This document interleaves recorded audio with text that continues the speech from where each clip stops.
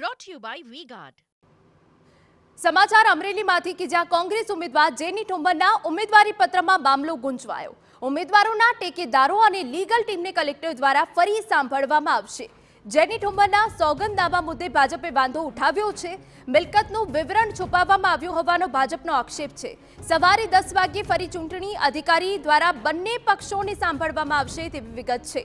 તો આ તરફ કોંગ્રેસ ઉમેદવાર જેની ઠુંબરના ઉમેદવારી પત્રને લઈને પણ મામલો ગુંચવાયો છે। જો કે આજે ફરી એક વખત ચૂંટણી પંચ સામે અધિકારી સામે આ બંને પક્ષોને સાંભળવામાં આવશે। ઉમેદવારોના ટેકેદારો અને લીગલ ટીમને કલેક્ટર દ્વારા ફરી સાંભળવામાં આવશે તેવી વિગતો મળી રહી છે। જેની ઠુંબરના સોગંદનામા મુદ્દે ભાજપે વાંધો ઉઠાવ્યો હતો। મિલકતનું વિવરણ છુપાવવામાં આવ્યું હોવાનો ભાજપે આક્ષેપ કર્યો છે। ત્યારે સવારે 10 વાગે ફરી ચૂંટણી અધિકારી દ્વારા બંને પક્ષોને સાંભળવામાં આવશે।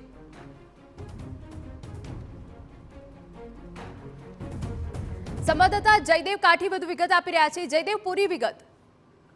બિલકુલ, જે પ્રકારે ગઈકાલે અમરેલી લોકસભા બેઠક ઉપર ઉમેદવારી ચકાસણી ફોર્મમાં કોંગ્રેસના ઉમેદવાર જેની ઠુંબર છે તેની સામે ભાજપ દ્વારા કેટલાક તેમના જે સોગંદનામા છે તેમાં વાંધાઓ રજૂ કરવામાં આવ્યા હતા। તેમની જે મિલકત છે તેને લઈને એક વિવાદ થયો હતો। લીગલ ટીમો છે ભાજપની કોંગ્રેસની બંને પાર્ટીની લીગલ ટીમો દ્વારા દલીલો કરવામાં આવી હતી। ત્યારબાદ જિલ્લા ચૂંટણી અધિકારી દ્વારા આજે 10 વાગે સુનાવણી છે તે હાથ ધરવામાં આવી છે। જેમાં થોડીવારમાં 10 વાગે ભારતીય જનતા પાર્ટીની લીગલ ટીમ અને કોંગ્રેસની લીગલ ટીમ છે તે પહોંચવાની છે ને ફરી દલીલો છે તે કરવામાં આવશે। એટલે 10 વાગે જિલ્લા ચૂંટણી અધિકારી છે તે બંને પાર્ટીના પ્રતિનિધિ લોકોને સાંભળશે। ત્યારબાદ મહત્વપૂર્ણ છે તે નિર્ણય કરવામાં આવશે।